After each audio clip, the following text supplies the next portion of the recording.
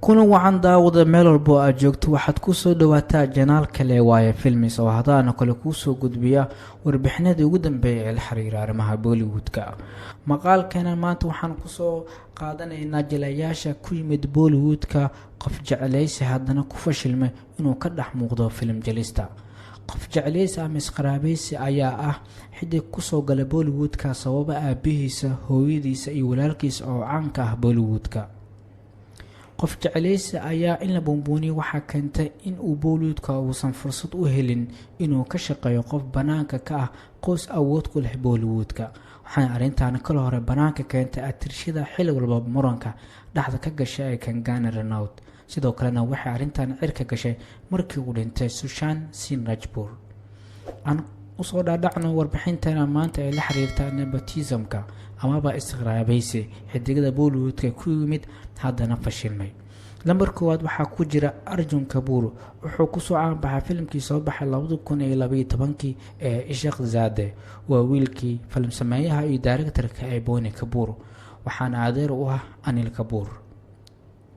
xidigta labaad waa Atiya Shetty. xidigtan ayaa ku soo caan baxday filimkii jaceylka iyo action-ka ah ee Hero, waxaana gabadhan dhalay Sunil Shetty. qofta saddexaadna waa Janvi Kapoor.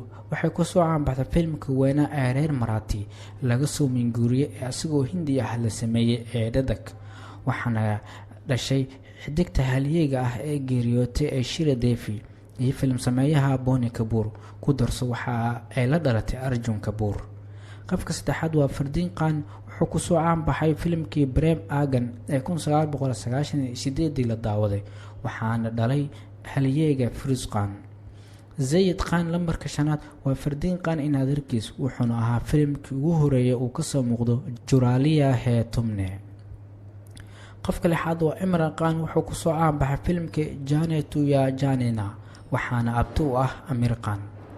qofta toddobaadna waa Sonam Kapoor. waxaa lagu soo caan bixiyay filimka Sanjay Leela Bhansali ee 2007 la daawaday ee Sawariya, waxaana dhalay Anil Kapoor, waxaana ilmo adeer yihiin Arjun Kapoor iyo Janvi Kapoor.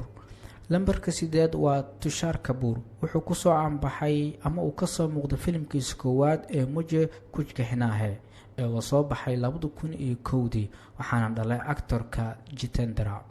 qofka ugu dambeeya waa Uday Jabra. wuxuu ku soo caan baxay filimkii Mohabbatein, waxaana dhalay director-ka caanka ah ee Yash Jabra ee geeriyooday. inta ayaan ku soo xirina warbixinteena la xiriiray xidigada ku yimid Hindiga isqaraabaysiga haddana ku fashilmay inay ka dhex muuqdaan film jelista.